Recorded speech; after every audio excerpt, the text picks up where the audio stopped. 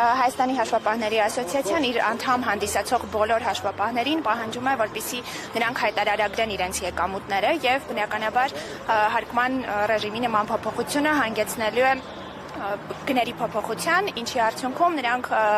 իրենց անհանգստությունն են արտահայտում այն հարցի հետ կապված, որ ստվերում գործող հաշվապահների համար ստեղծվելու են առավել բարենպաստ պայմաններ, քանի որ նրանք ինչպես չէին հայտարարագրել, այնպես էլ շարունակելու են չհայտարարագրել եւ մի մասն հնարավոր է, որ օրինական հարկման դաշտից գնա դեպի ստվեր։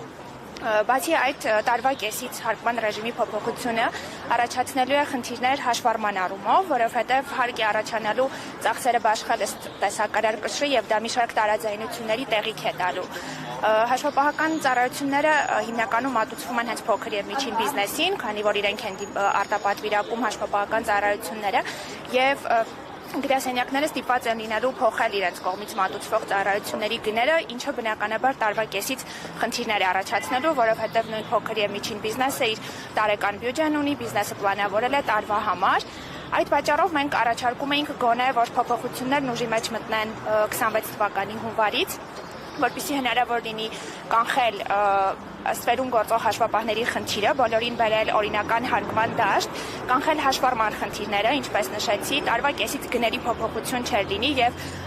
հաշվապահական ծառայությունների գնի բարձրացումը նորից հավելյալ բեռ է լինելու փոքր եւ միջին բիզնեսի համար։ Բացի դա հաշվի առնելով նաեւ հաշվապահական ծառայությունների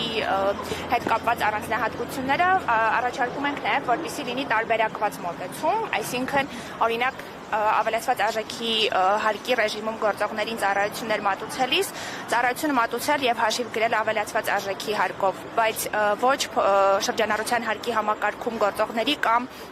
միկրոձանարգատիրության սուբյեկտների համար, որովհետև դա ինչպես նշեցի, հանգեցնելու է իրենց մոտ լրացուցիչ բեռի ավելացման, բացի արդեն իսկ իրենց համար էլ տեղի ունեցած շրջարկի դրույքաչափի փոփոխություններից։ Տիկին Թոմասյան, ձեր տեսակետը, բացատրությունը պարզաբանումը ներկայացրել եք պատգամավորներին եւ կոնկրետ ում եւ ինչ պատասխան եք ստացել, որ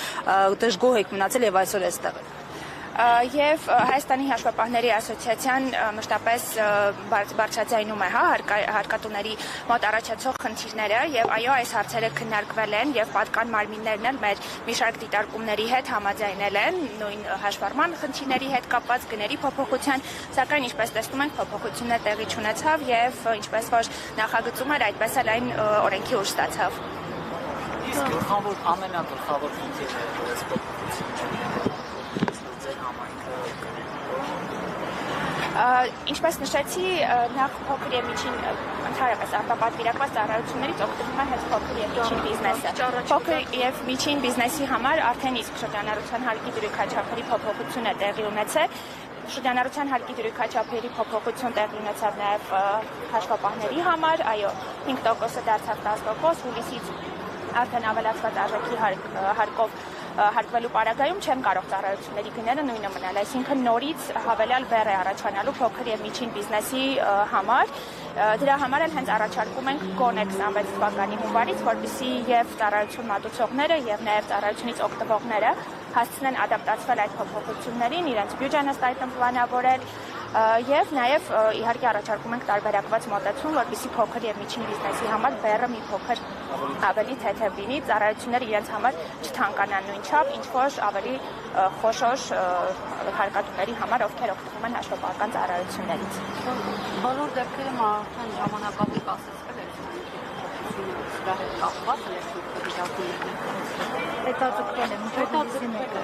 Այո, հենց ասացի դրա մասին էր, որ ոչ թե հուլիսից ուժի մեջ մտնի, այլ տարվա սկզբից դեռևս նախագծի ժամանակ մեր կողմից եղել է այդ առաջարկը, որպեսզի գոնե 26 թվականի հունվարից լուծվի, հունվարից ուժի մեջ մտնի, որպեսզի հնարավոր լինի լուծել նաև ստվերում գործող հաշվապահների խնդիրը, որովհետև այս փոփոխության ավելի նպաստավոր պայմաններ է ստեղծելու ստվերում գործող հաշվապահների համար, կարողանալու են ավելի ցածր մրցակցային գին առաջարկել, քան բարեխիղճ